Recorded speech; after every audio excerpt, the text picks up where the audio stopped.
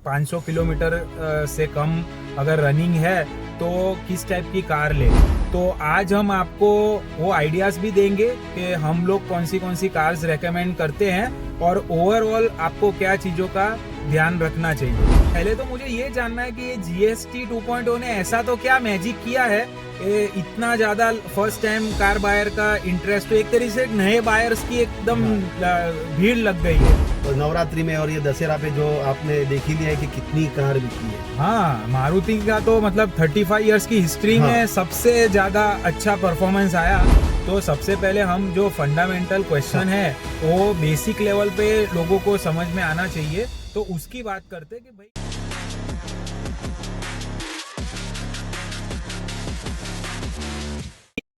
विशाल भाई, दिवाली का मौका है तो गर्मा गर्मी कर ही डालते हैं। तो सबसे पहले तो हमारे सभी व्यूअर्स को दिवाली की और न्यू ईयर की एडवांस में बहुत सारी शुभकामनाएं। वी होप आपकी दिवाली बहुत ही तंदुरुस्त रहे, आप अपने फैमिली के साथ टाइम स्पेंड करें और आपकी जो भी ड्रीम कार है उसको आप परचेज करने के रास्ते पे चल पड़े। हैप्पी दिवाली। हैप्पी दिवाली।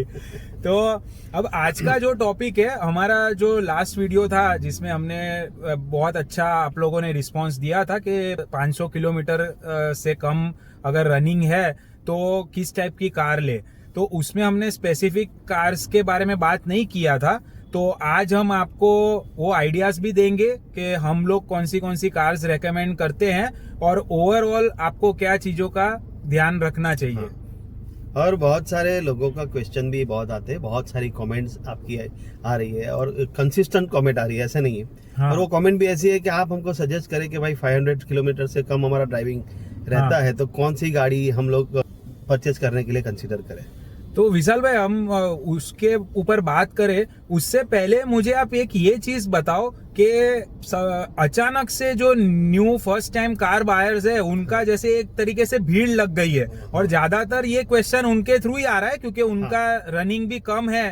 तो पहले तो मुझे ये जानना है कि ये GST 2.0 ने ऐसा तो क्या मैजिक किया है इतना ज्यादा फर्स्ट टाइम कार बायर का इंटरेस्ट। तो एक तरीके से नए बायर्स की एकदम भीड़ लग गई है, वो हुजूम उमड़ पड़ा है उन लोगों का, ऐसा लग रहा है। देखो, इसमें ऐसा था कि बहुत सालों से लोगों को एक तो बजट फ्रेंडली कार का प्रॉब्लम हो रहा था और दूसरे नए नए प्रोस कॉन्स और गवर्नमेंट के नए नए रूल्स एंड रेगुलेशन के हिसाब से लोग सोच रहे थे कि गाड़ी कौन सी बाई करे, बजट फ्रेंडली होगी, और बहुत सारी दिक्कतें उन लोगों को थी।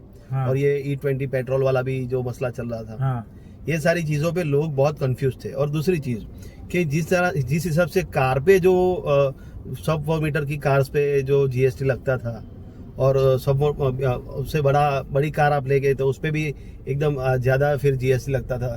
तो वो सारी चीज़ें पे कम होने के बाद लोगों को बजट फ्रेंडली जो लोगों को कार बाई करने का मौका मिल गया है। और नवरात्रि में और ये दशहरा पे जो आपने देख ही लिया है कि कितनी कार बिकी है। हाँ, मारुति का तो मतलब 35 इयर्स की हिस्ट्री में सबसे ज्यादा अच्छा परफॉर्मेंस आया उसका। मारुति है, हुंडई है, हुंडई की भी बहुत कार बिकी है। और टाटा की तो भाई अपना टाटा का लोहा तो बुलंद हो गया इस बार। आज के मौके पे हम लोग टाटा को मिस नहीं कर सकते। बहुत सारे मौकों में हम लोगों ने टाटा को मिस किया है, मगर इस बार टाटा ने रिकॉर्ड ब्रेक अपना काम किया है, परफॉर्मेंस दिया है। तो और बहुत सारी कार टाटा की भी बिकी है। तो शुरुआत हम लोग टाटा से ही करते हैं। तो सबसे पहले विशाल भाई, हम कोई भी कार का रिकमेंडेशन दे तो सबसे पहले हम जो फंडामेंटल क्वेश्चन है वो बेसिक लेवल पे लोगों को समझ में आना चाहिए। तो उसकी बात करते कि भाई मैं suppose first time car buyer हूँ और मेरा रनिंग 500 किलोमीटर से कम है, तो पहले तो मैं किस टाइप का इंजन प्रीफर करूँ, क्योंकि वही मेरा सबसे बड़ा कंफ्यूजन है। देखो, पहले तो मैं आपको बोला हूँ कि इसमें हम लोगों ने आगे बात की थी उस हिसाब से कि दो टाइप का आपका गाड़ी यूसेज होता है। कि भाई आप सिटी में ड्राइविंग करने वाले हो या फिर आप हाईवे पे ज्यादातर जाने वाले हो। और 500 किलोमीटर मतलब आप बहुत कम ड्राइविंग करते हो। ठीक है, तो हम ऐसा कंसीडर कर लेते हैं फिलहाल के टाइम पे कि भाई अगर हम लोग सिटी में ड्राइविंग करते हैं और 500 किलोमीटर की हमारा मंथली ड्राइविंग हो जाता है, तो उसमें इंजन आप एकदम नेचुरली एस्पिरेटेड कोई भी इंजन जो कॉम्पैक्ट कार ले सकते हैं उसमें।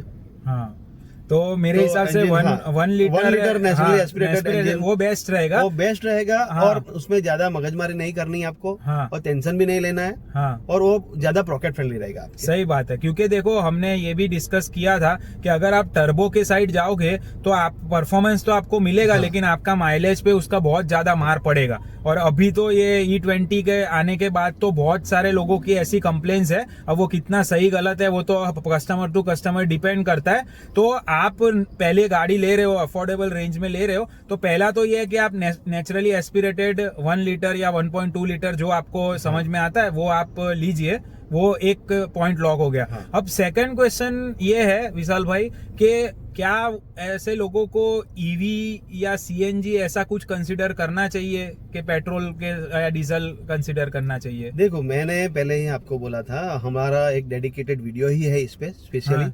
कि भाई आपकी कैटेगरी क्या है और आप क्या करना चाहते हैं, कार बाई करने के बाद आपका ट्रैवलिंग कितना है, हाँ। तो उसको देखभाल कैसे करनी है, उस पर एक डेडिकेटेड वीडियो हम लोगों ने ऑलरेडी बनाया है, वो एक बार देख लीजिए तो आपको ऑल ओवर आइडिया आ जाएगा।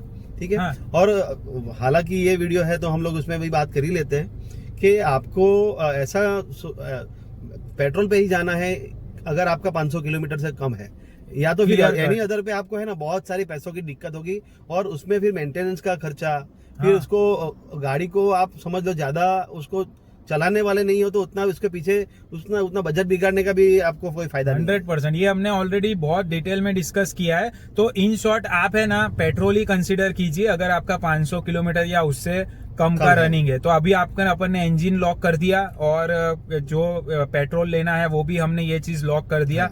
अब तीसरी चीज ये आती है कि भाई किस टाइप के मॉडल को कंसिडर करना चाहिए, क्योंकि ज्यादातर लोग क्या है, भले रनिंग तो कम है लेकिन उनके पास उनको ऐसा लगता है भाई फर्स्ट टाइम गाड़ी ले रहे हैं तो जाके हम टॉप मॉडल क्यों ना ले, और या तो फिर हम बेस मॉडल ही क्यों ना ले। तो इस चीज के बारे में भी थोड़ा उनको एक गाइडेंस दे दीजिए। देखो आपकी रिक्वायरमेंट पहले तो क्या है आप वो समझ लीजिए। आपका एकदम कम बजट है तो आप बेस मॉडल पे चले जाइए, बराबर है। थोड़ा बहुत आपका बजट जा रहा है और आपका थोड़ा एक आध 2 वेरिएंट ऊपर चले जाइए, और उतने पैसे आपके पास है और थोड़े फीचर्स ऐड ऑन करने हैं तो उस हिसाब से चले जाइए, तो उसमें भी कोई दिक्कत नहीं है। मगर ज्यादा फीचर्स की मैं ना ही बोलता हूँ आपको, बराबर, क्योंकि टॉप मॉडल पे जाएंगे तो वही दिक्कत जो हम लोगों ने ईवी और सीएनजी ना बोल रहे वही चीज में दिक्कत, ये आपको ज्यादा फीचर्स में वो प्रॉब्लम होने वाला है, और वो भी ज्यादा यूज नहीं होगा। और वो आपको इलेक्ट्रिकल मतलब मेंटेनेंस में आपको कहीं ना कहीं वहाँ पे प्रॉब्लम आपको फंसाएगी चीज। हाँ उसमें बराबर है। और अब जो एक लास्ट पॉइंट लोगों का रहता है, कंसिडर करते हैं कि भाई 4 या 5 लोगों की फैमिली है, बड़ी फैमिली है तो बात ही अलग हो जाती है। तो इसमें आपको किस कैटेगरी में ज्यादा जाना चाहिए, मतलब हैचबैक हो गया या सीडान हो गया या एसयूवी हो गया, तो इसका भी एक आप ओवरव्यू गाइडेंस दे दीजिए। आपकी फैमिली बड़ी है तो आप 100% एक्सयूवी ले, हाँ उससे अलावा आपके पास कोई ऑप्शन ही नहीं बचता। हाँ। या तो फिर मैंने आगे बोला था उस हिसाब से कि 2 छोटी कार आप कंसिडर कर सकते हैं, मगर उतना आपका बजट होना चाहिए। और मेन चीज ये है कि आप मेंटेन कर पाओगे, आपके पास रखने की जगह है। हाँ। मतलब ये डिपेंड करता है आप पे, बराबर है। ठीक है, तो इसमें यही है कि अगर आपकी फैमिली के ज्यादा मेंबर नहीं है और सिटी में थोड़ा बहुत ही आपको यूज करना है, तो मेरा तो पर्सनल रिकमेंडेशन यही है कि आप है ना या तो हैचबैक कंसिडर करें या आप सीडान में जाइए। एक्सयूवी में जाने का इतना कोई, क्योंकि आपका जो रनिंग जिस हिसाब से है वो आपको एक तरीके से ऐसा ही होगा, आपकी रिक्वायरमेंट के बाहर की चीज आप लेने के लिए तो आप कुछ भी ले सकते हो, पर आपका यूज केस एसयूवी का नहीं है जितना मुझे समझ में आ रहा है। एक्सयूवी मतलब मैं आपको ऐसा नहीं बोला कि एक्सयूवी 700 ले लीजिए या फिर स्कॉर्पियो ले लीजिए। हाँ। मतलब इंजन थोड़ा छोटा रहेगा चलेगा, और उसमें आप ये मैग्नाइट ले सकते हैं, अच्छा ऑप्शन या फिर आप अर्टिगा ले सकते हैं, बराबर है। ठीक है, एयरक्रॉस अभी सिट्रोन का आया है, वो उसमें वो हिसाब से कंसीडर कर सकते हैं। ठीक है, तो अभी विशाल भाई डायरेक्ट हम उसकी बात करते हैं, हाँ। रिकमेंडेशन की बात करते हैं। मैं एक ब्रांड का नाम लूंगा, हाँ। उस हिसाब से आप ये चीज कंसीडर कीजिए कि 500 किलोमीटर से कम रनिंग में कौन सी कार लेनी चाहिए। सबसे पहले हम जो इंडिया की फेवरेट ब्रांड है मारुति सुजुकी, उससे स्टार्ट करते हैं। देखो मारुति सुजुकी में अपने पास सबसे इनिशियल लेवल पे एक कार आती है वैगनआर। हाँ, एक तो वैगनआर से स्टार्ट कर सकते हैं। वैगनआर भी आज भी उतनी ही लोगों को पसंद आती है, हाँ। और पॉकेट फ्रेंडली भी ज्यादा है। दूसरी आती है आपकी जो स्विफ्ट डिजायर या हाँ, स्विफ्ट है, हाँ, तो सादा वाला स्विफ्ट है, हाँ, वो भी आप ले सकते हैं। फिर तीसरी उसमें है बलेनो, थोड़ा एक हाँ, सेगमेंट और जाता है उसमें ऊपर, हाँ, मगर उसमें बलेनो बेस मॉडल भी आप पे बहुत अच्छा रहेगा वो। तो ये तो ये बहुत तीन गाड़ी बहुत बढ़िया है। और अगर आपको सेफ्टी पे ध्यान देना है तो डिजायर को 5 स्टार सेफ्टी रेटिंग मिला है, तो आप वो उसको देखो कंसीडर कर आपको सकते हैं। अगर 500 में सेफ्टी वाली कार चाहिए तो आप 5 स्टार वाली कोई भी कार सिलेक्ट कीजिए। सही बात, ठीक है, ये आप माइंड में रखें अपना। अब सेकंड ब्रांड जो बाहर वर्ल्ड में तो बहुत फेमस है पर इंडिया में स्ट्रगल करे वो है होंडा। तो होंडा की कोई आप गाड़ी? देखो होंडा की सबसे बेहतरीन कार आज के मार्केट में एक ही है, होंडा अमेज बराबर। उसमें आप आंख बंद करके ले लीजिए, कोई हाँ, दिक्कत नहीं है। नेचुरली एस्पिरेटेड बेस्ट इंजन है उसका, 4 सिलेंडर इंजन है, हाँ, है और सीडान, हाँ, और जो सीडान का जो प्लेजर है तो वो एकदम बहुत अच्छा ऑप्शन आ जाता है। और वो गाड़ी मैं तो आपको बोलता हूँ कि अगर आपका ड्राइविंग थोड़ा बहुत मतलब समझ लो कि 50-50% है, हाँ, कि हाईवे पे 50% है, हाईवे सिटी में 50% है, फिर भी आप ये होंडा का अमेज एकदम कंसीडर कर सकते हैं, क्योंकि उसमें आपको टर्बो की जरूरत नहीं पड़ती है। इंजन इतना रिफाइन है कि आप पिकअप एकदम फास्ट ले लेता वो। बहुत बढ़िया ये ऑप्शन है। अब इसके बाद हम बात करते हैं हुंडई की। तो हुंडई में कौन से ऑप्शन? हुंडई में सबसे पहला वो i10 ग्रैंड जो है, ग्रैंड i10 है, और वो बहुत कॉम्पैक्ट है, मतलब बहुत छोटा फैमिली है। अगर कपल है और 2 बच्चे हैं तो उनके लिए ही रेकमेंड करेंगे। या तो फिर वो i20 में आप जा सकते हैं, हाँ, मगर वो आपका बजट फिर 6-7 लाख 8 लाख से ऊपर जाएगा। हाँ, अभी तो i20 भी जीएसटी के बाद में काफी सारे उसमें रिडक्शन आ गए हैं। तो देखो हुंडई का भी बहुत बढ़िया परफॉर्मेंस ही है ये लेवल पे। अब जो सबसे ज्यादा ब्रांड की जो डिमांड होती है और हम उतनी गाड़ियां रेकमेंड अभी तक नहीं कर पाए हैं, हम टाटा की बात करते हैं। टाटा में देखो, टाटा का एल्ट्रोज बेस्ट कार है, कोई दिक्कत नहीं है। इंडिका का बड़ा भाई, आप समझ लो, सही बात, ठीक है। और टाटा की दूसरी कार है पंच, बहुत डिमांडेबल कार है, वेटिंग मिलता है उसपे आपको। और टियागो तो ऑल टाइम फेवरेट है, मतलब फर्स्ट टाइम। और टाटा में सबसे अच्छी चीज ये है, देखो हम हमारे पर्सनल एक्सपीरियंस से भी बात करते हैं, टाटा की गाड़ियां 10 लाख के अंदर की जितनी भी जो एंट्री लेवल की जो गाड़ियां हैं ना, वो बहुत शानदार है। मतलब उसमें प्रॉब्लम्स भी कम आती है और ओवरऑल परफॉर्मेंस भी बहुत अच्छा है। ज्यादातर लोग उसके अंदर सेटिस्फाई होते हैं। जो कंप्लेंट्स हमको नोटिस हुई है, जो कम्युनिटी के थ्रू भी आई, वो जो हाई एंड की गाड़ियां हैं जिसमें बहुत ज्यादा बजट आता है, बहुत ज्यादा इलेक्ट्रॉनिक्स आता है, तो उसमें वो प्रॉब्लम आता है। बाकी जैसे विशाल भाई ने बोला, टाटा पंच तो मुझे भी बहुत ज्यादा सही लगती है। टाटा पंच डिमांडेबल भी बहुत है और हिट गाड़ी है।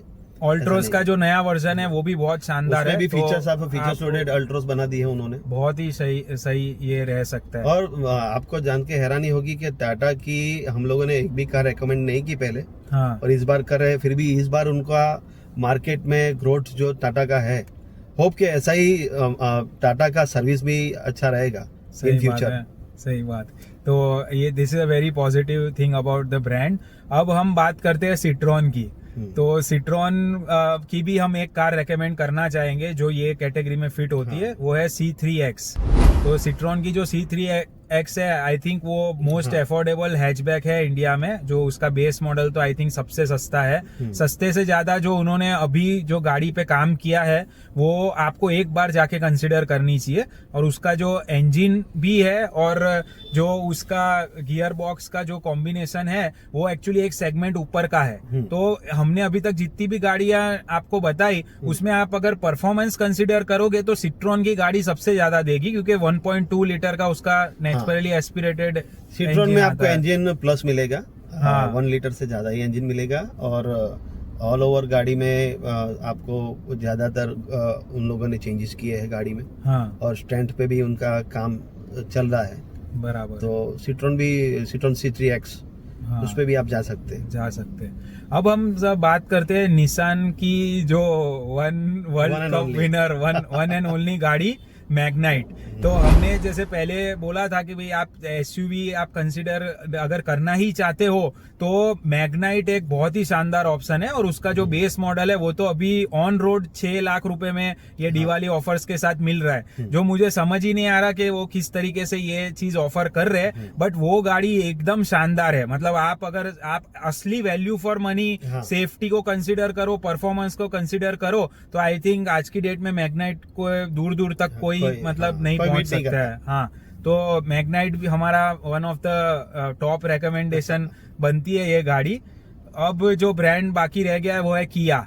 तो विशाल भाई, किया में कोई ऑप्शन आपके हिसाब से? किया का साइरस एक ही ऑप्शन है या फिर किया का सोनेट भी उन लोगों ने नया निकाला है, मगर ये दोनों कार आपके थोड़े पॉकेट पे भारी पड़ सकती है। अगर आपको लग्जरी चाहिए और आपको ये चीज है तो किया में ऐसे कोई प्रॉब्लम आते नहीं है। उसका इंटीरियर, इंजन सब कुछ रिफाइंड ही है। एक तरीके से वो हुंडई का ही जो सिस्टर ब्रांड है। तो जो हुंडई के बेनिफिट्स है वो इसके अंदर है, प्लस एक एक्स्ट्रा प्रीमियमनेस इसके अंदर आ गई। वो सेम पेरेंट ब्रांड है, वो उसमें कोई दिक्कत नहीं है। जैसे हुंडई लोगे आप किया लोगे, बराबर, कोई दिक्कत नहीं है। मगर जो लग्जरी आपको फील होती है किया, अगर आपका थोड़ा बजट अच्छा है तो किया का सीरोस में जा सकते हैं, या फिर आप सोनेट भी अभी नया निकाला है, काफी अच्छा है। उनमें जो 20 लाख रुपए आप खर्च करके जो मैट कलर आपको जो पहले नहीं मिलता था, वो मैट कलर आजकल सोनेट में उन्होंने प्रोवाइड किया है। क्या बात है। और समझो कि तकरीबन 10-10.5 लाख के अंदर आपको मिल जाती है एक शोरूम प्राइस पे। क्या बात है, ये तो बहुत बढ़िया है। तो फुली फीचर्स लोडेड कार दी आपको। अब जो लास्ट में हम जिस ब्रांड का नाम लेना चाहते हैं, विशाल भाई उसके एक टाइम पे बहुत बड़े लवर थे, वो है वॉक्सवैगन स्कोडा ग्रुप। दोनों की बात एक साथ में कर लेते। तो क्या विशाल भाई आप ये कैटेगरी में कोई कार रेकमेंड करना चाहोगे? कंसीडरिंग कि ये फर्स्ट टाइम बायर है, उनको सब चीज ध्यान रखनी है। तो मैं वॉक्सवैगन या स्कोडा को यहाँ पे कोई मार्क नहीं देता। क्या बात कर रहे हो, आपने तो दिल तोड़ दिया। उसमें क्या है कि दिल आपका भारी हो जाएगा उसके बाद, क्योंकि लेने के बाद वही जो वॉक्सवैगन की और जर्मन कार की जो रहती है उसको संभालने का जो खर्चा आपको लग रहा है वो बहुत भारी पड़ेगा। और देखो, कंपनी तो कुछ भी बोलती है, मगर आप उसमें कुछ भी आपको खराबी आई या उसको मेंटेन करने में, देखो जर्मन कार में वहां से आप कोई भी अच्छा खासा कोई भी यूट्यूबर्स हो या फिर कोई नॉलेजेबल इंसान हो या फिर कोई इंजीनियर हो, इनसे आप सलाह लीजिए। जर्मन कार का आपको ना बोलेगा। क्यों ना बोलेगा? क्योंकि German car are made for passion, और उसमें आपको उसको 100% मेंटेन करते रहना चाहिए। आप उसमें खाली और अपना ऑयल फिल्टर और इंजन ऑयल और फिल्टर चेंज करेंगे, वो सब नहीं चलेगा। उसको प्रॉपरली आपको सर्विसिंग और उसकी ग्रीसिंग, ऑयलिंग और उसका इंजन पे जो वर्क करना है, सारी चीजों पे उसमें ऑल ओवर वर्क करना पड़ता है, तो ही जर्मन कार आपकी बनी रहेगी। ठीक है। तो और एक और चीज है कि अभी पता चल रहा है कम्युनिटी से बातचीत करके भी कि अभी जो माइलेज के इश्यू आ रहे हैं, तो आप जर्मन कार में तो समझिए बहुत ही कम आपको माइलेज मिलेगा। ये हो सकता है ये चीज आपके लिए रेलेवेंट है नहीं, आपके ड्राइविंग पे भी डिपेंड करता है, बट ओवरऑल जितना हमको समझ में आया है तो इसमें क्या है, देखो हमको हर चीज है ना एक पर्टिकुलर यूज केस के हिसाब से रेकमेंड कर। हम ऐसा नहीं बोल रहे कि जर्मन गाड़ियां खराब है, उल्टा हम तो उसको सबसे ज्यादा सेफ्टी के मामले में या क्वालिटी के मामले में सबसे ज्यादा रेकमेंड करते हैं। बट देखो, अगर केस के लिए अगर कोई मुझसे पूछे कि आपकी फेवरेट कार कौन सी है, अगर आपके पास पैसा हो तो आप कौन सी कार लोगे, तो मैं आगे भी बोल चुका हूँ, मुझे वॉक्सवैगन वर्चस ज्यादा अच्छी लगती है। बराबर। और उसमें अगर 1.5 लीटर वाला हो तो सोने पे सुहागा है। बराबर है। मगर ये सारी चीज आप पे डिपेंड है, आप कितना जानते हो कार को बीच में। सही बात है। ये सारी चीज डिपेंड करती है। तो इसके लिए मैं आपको एक एग्जांपल देना चाहता हूँ। जैसे अगर आपका एक फैमिली है, आप घूमने जाना चाहते हो, बराबर है, और आप ट्रेवल करना चाहते हो, तो आप अगर आपका यूज केस ही ये है कि आपको एक अफोर्डेबल ट्रिप बनाना है, तो मैं आपको बोल दूं कि आपका 5 स्टार में रूम बुक कर दूं, बराबर है, कितना भी उस पर डिस्काउंट मिले, लेकिन आपको वो कैटेगरी में अभी के लिए जाना ही नहीं है, क्योंकि वो सबसे कम भी आपको महंगा ही पड़ेगा। अगर आप 5 दिन वहां पे रहोगे, उससे बेटर मैं आपको बोलूंगा 4 स्टार 3 स्टार में एक अच्छी प्रॉपर्टी वैल्यू फॉर मनी लेके आप खाना पीना फैमिली के साथ एंजॉय करो। क्योंकि 5 स्टार में सिर्फ रहना महंगा नहीं होता, वहां पे आप पानी भी मांगोगे, खाना भी खाओगे, तो हर चीज वो 5 स्टार के हिसाब से। तो ये 5 स्टार का प्रॉब्लम नहीं है। लोग क्या यूज केस नहीं होता और जर्मन गाड़ियां ले लेते हैं और फिर उसको गाली देते हैं। तो हम तो आपको यही बोलते हैं, आपका अगर 500 किलोमीटर से कम रनिंग है तो इसमें आप क्या ही परफॉर्मेंस निकालोगे आप, और उसमें आप फिर ये सब मेंटेनेंस और ये सब लफड़े में गिरोगे तो आपको ये चीज महंगी पड़ेगी। आप अफोर्ड कर सकते हो तो आप बिल्कुल लीजिए, बट हम ओवरऑल कम्युनिटी के हिसाब से आपको बता रहे हैं। ठीक है, तो ये दिवाली धमाका था हमारे लिए।